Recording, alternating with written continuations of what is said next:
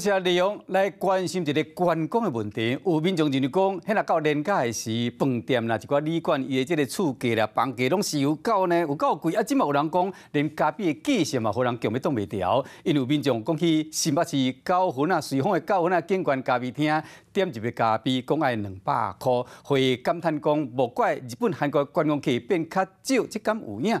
也毋过针对这点，有其他的店家就是头家表示讲，都要看商品才会当去判断。一分钱一分货，嘛有民众认为讲，连锁咖啡店的咖啡嘛100外块的，到分啊上无要景观通看，认为讲这款的介绍会当接受。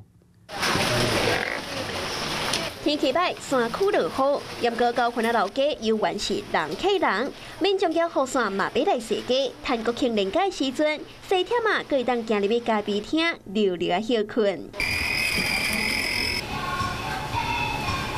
每一步拢做甲真有路，店内底拢闻得到香港公的咖啡味。只是这菜单拍开，精品咖啡一杯拢总200块起跳，安尼介绍，民众敢有法度接受？口味 OK 没问题就可以啊，就接受得了。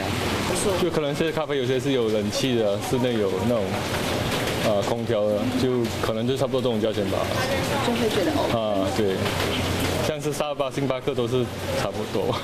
观光客接受度悬，也毋过最近高云啊饭店名一杯咖啡200块，是咧甲游客骗钱。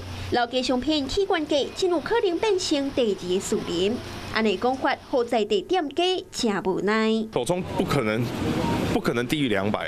有些豆子的一涨幅是90%，这等于是翻倍。